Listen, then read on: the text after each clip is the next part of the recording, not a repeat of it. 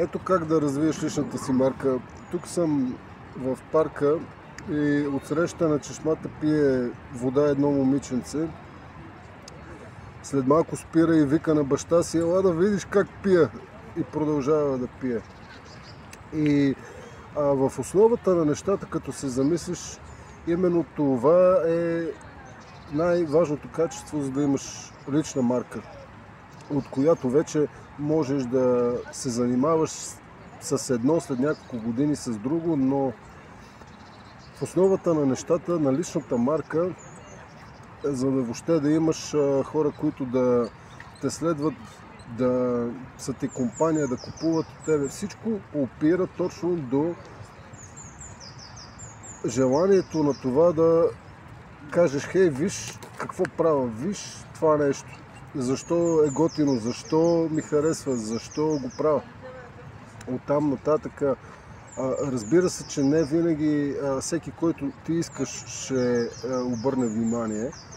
В този конкретен случай бащата беше малко отнесен в някаква друга задача, но след малко отиде при дъщеря си, но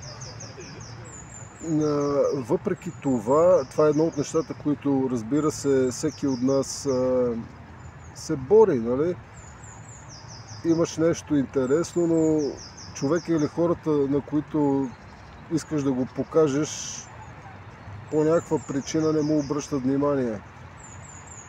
Или не е в момента, в който ти искаш. Но това е в основата. В дълги периоди от време да имаш тази издръжливост, това вътрешно желание да продължаваш да показваш на хората: ей, виж какво правя, хей, виж какво правя. И да, това не е за всеки, това е напълно, ми е пределно ясно. Не всеки от вас ще го направи. И напълно ви разбирам. Аз също доскоро ми беше много трудно да хвана, да отворя и да започна да ги записвам тези видеа. Какво ще помислят хората, какво ще кажат хората? Да, обаче рефлектирам малко назаде. Последните 5 години забелязвам как